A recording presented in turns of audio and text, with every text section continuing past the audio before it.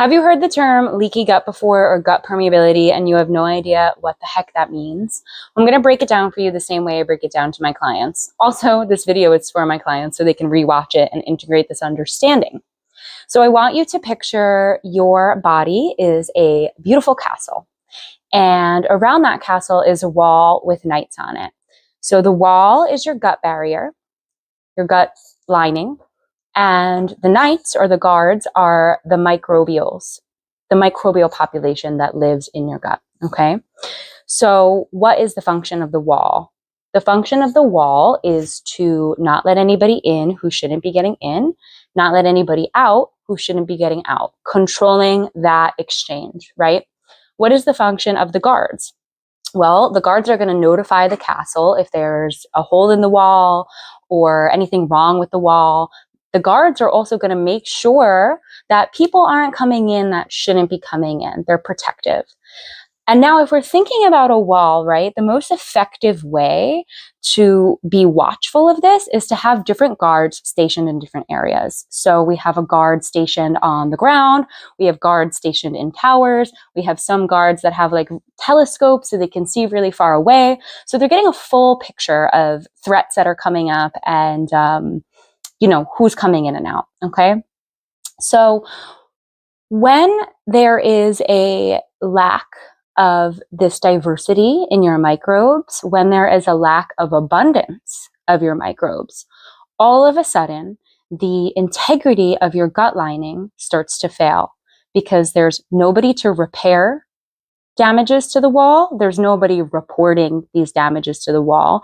And also, without the diversity, it's lacking the ability to deal with all these different threats, right? Every day we're consuming foods, they're laden with pesticides. Maybe we're not fully breaking down these foods because digestion is really a multi-step process, right? The brain is involved in sending the signals for different digestive enzymes to secrete, for your stomach acid levels to secrete, right? If you're stressed out, this part of your brain is not going to turn on and it's going to feel like your food is like a rock in your stomach.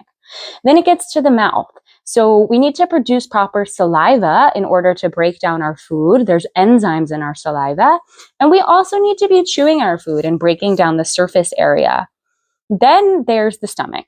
If the stomach is not producing the correct pH, then you're going to have a hard time breaking apart your proteins. So all these different things can go wrong in the process of eating. And then the food finally makes it to your small intestine, to your wall, to your guards.